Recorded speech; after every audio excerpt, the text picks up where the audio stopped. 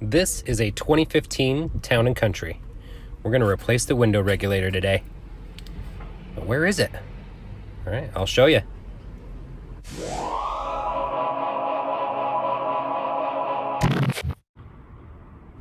All right, first things first, we got to get the door panel off.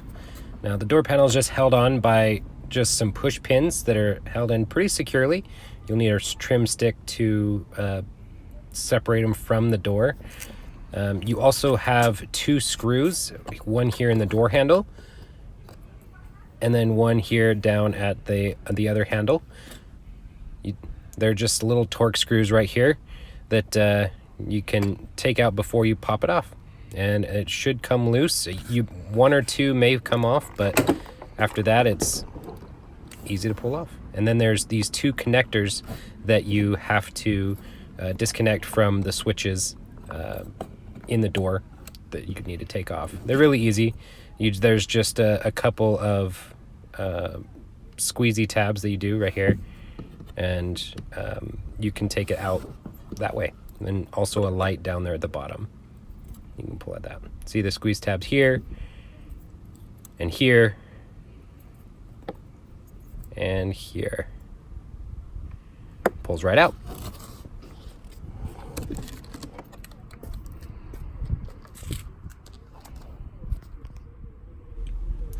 Once you have the door panel off, you can kind of get a view of everything that's going on in here. Don't get overwhelmed. It's actually pretty simple. Window regulator is on the inside of this plastic panel. Here's the motor on the outside.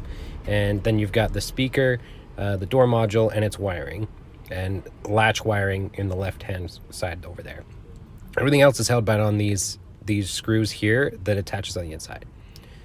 So let's start just disconnecting the wiring from the door module and also the side impact sensor. Don't worry much about where they go. They only fit in one spot, and it's really easy to find out where they go. There's the side impact sensor here that just kind of pulls out. It's going to take a little finesse, but it's very easy. Now we can take off the speaker. These are just more Torx screws, very common with these Chrysler vehicles. I'm just going to take off all four of these screws off the speaker, and the plug is on the inside, which I'll show you here. Here is the last screw here that we're taking off. Just need to make sure it doesn't fall while I'm holding my camera. There we go.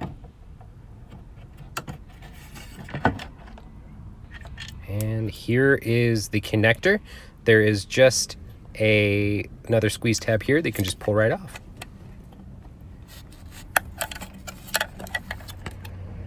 We'll set that aside. What we're doing now is just taking all the wiring away from the mid plate so we can take it off. And the next step is to undo all of the screws around it. Now that we have all the outside 10mm screws out, this mid plate can separate. However, the window glass is still connected to the regulator. So you can access it through here, and then also there is a hole on the left-hand portion right here that you can access the other side. So we need to disconnect that before we can separate the mid plate from the glass and the door. And these screws right here, these Torx, is actually what's holding on the regulator from the inside, so we'll leave those in for now.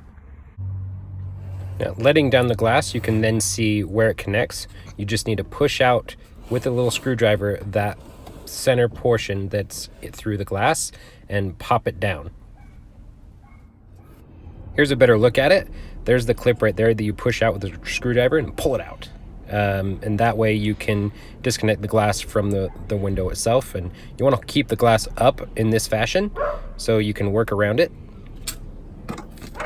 Now at this point we will be able to separate the mid plate from the door. One last thing, the latch on the outside of the door is still connected, so we'll need to disconnect that right here. There's three Torx screws as well, and then also we have two push rods that connect to the outside of the door handle in the outside door handle from here that you disconnect. It's a little hard to see, but those can be disconnected up there at the top. You kind of have to use a little imagination. Now that we've got that off, we can then disconnect the last electrical connector there to separate the door from the latch. And here we are. Here is the broken regulator.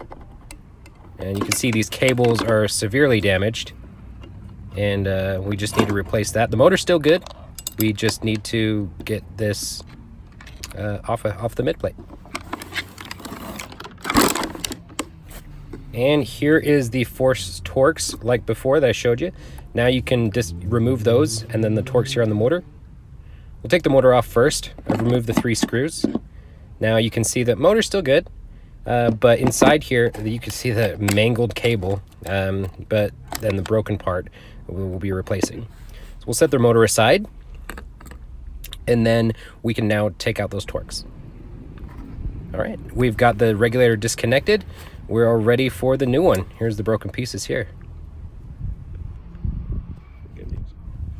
Now we have the new one set up in the same way. Make sure you have the right side when you purchase a new one. These all line up to where you need to bolt it in. Now we've got the screws back in and the motor holes lined up to where it's at, so we can now reconnect the window regulator motor to here. Make sure it goes all the way down so you don't break it when you try and screw in the 3 Torx. Now that we have that back together, it's ready to go back in the car. Make sure to plug in the latch connector before you do so, and then slide it in. It's going to take a little finesse to get it in all the way, and so just be patient and gentle so you don't break the glass. All right, now that we've got that in there and the push rods are now in as well. Those were kind of hard to get to, but I wasn't able to hold the camera at the same time. All right, so there's those back connected as well. And now we can work on getting everything back together and the glass into the new regulator. All right, so the regulator is about half mast. You can see that there. Yeah, you got to slide down the window just carefully into the slot, and then press gently but firm to get it back into that slot. Now from there, we just have to get all the wire plugged back in, bolts all around the side tightened, and kind of took a little bit of time to do that off camera, which it's really easy. My strategy is to get the connectors plugged in where they go first and then worry about the routing of the harness, because it's already kind of molded to where it's supposed to go. So if you need help, you can kind of see where it was before. You can see how I'm kind of putting wires back where they felt like they went. Looks pretty good. This goes to the connector on the door itself, and then we've got the speaker in. You don't want to pinch the speaker wire. There's a little slot there for it. Now we can reconnect the door. Now, one thing I didn't show you before, there is a cable here. It's easy to do. You just have to squeeze that little white portion, and it can slide out of there. Here's the connectors here that I've put back in the door before we close it. One thing we want to do first, though, is to make sure it works, so we don't have to take the door panel off again. So let's try that. Key on.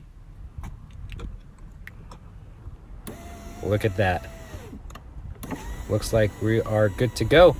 So let's get the door panel back on, and we should be finished.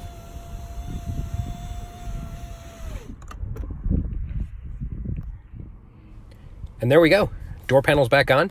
Don't forget your screws here and here, and we're good to go. Thanks for watching, everyone. And just want to let you know that this is definitely not a tech show. Thanks.